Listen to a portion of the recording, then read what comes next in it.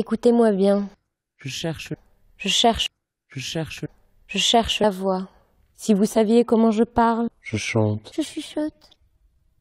Je suis Xavier Rodet, donc je dirige l'équipe analyse-synthèse à l'IRCAM, qui est une équipe de recherche sur la transformation, l'analyse, la synthèse du son, et en particulier de la voix et de la parole. La parole a trois composantes essentielles qu'on désigne par la hauteur, une voix est plus grave ou plus aiguë, le spectre ou le timbre qui va donner ce que tout le monde comprend comme le timbre de la voix.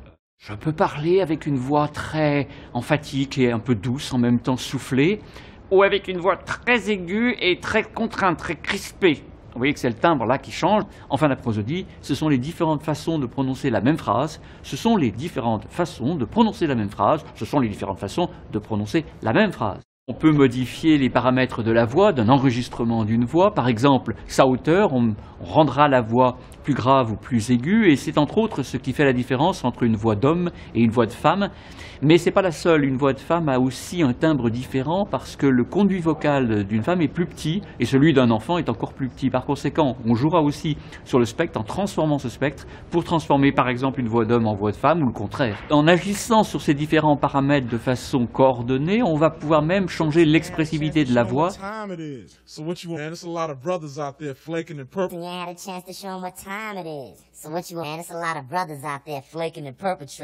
À la fin d'une phrase, une petite inflexion va susciter un doute ou montrer une certaine colère. Une insistance à un moment va indiquer la contrariété ou au contraire la joie, etc.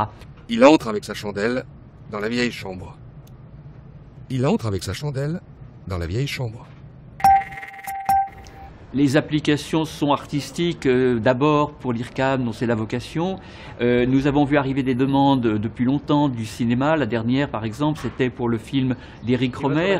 Il avait voulu changer la voix de son comédien et donc on le transformait en voix de femme. C'est inutile, je peux contrefaire ma voix.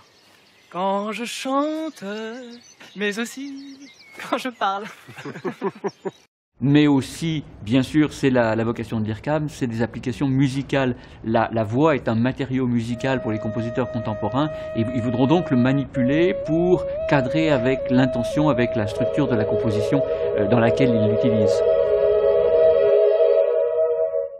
Pour bien maîtriser les transformations de la voix, il faut maîtriser l'origine, qui est notamment la glotte, qui ici est une vibration qui est l'origine d'une vibration qui donne le son essentiel à la voix, et par conséquent, il faut être capable de modifier indépendamment la glotte et le conduit vocal. Pour ça, il faut séparer les deux dans les enregistrements, ce qui est particulièrement difficile. C'est une voie de recherche que nous avons ouverte et qui est loin d'être terminée. Les résultats commencent à être intéressants, on va pouvoir rendre une voix plus douce ou plus forte en jouant sur la glotte, mais il y a encore des phénomènes extrêmement complexes qu'on a du mal à analyser, à modéliser. Vous entendez? Écoutez-moi. Vous l'entendez maintenant? Une glotte comme ça quand même. À plus long terme également, on s'intéresse à la structure de la phrase, structure qui peut être la grammaire, la syntaxe de la phrase, et même le sens de la phrase, ce qu'on appelle la sémantique, ou même la pragmatique, dans quel contexte elle est prononcée, parce que c'est ça qui est le plus profond et que véhicule la parole. Si on veut vraiment la modifier, il faut avoir accès à ça. C'est très complexe, il faut aller travailler avec des linguistes sur ces niveaux, mais c'est le programme de recherche pour les prochaines années ou dizaines d'années.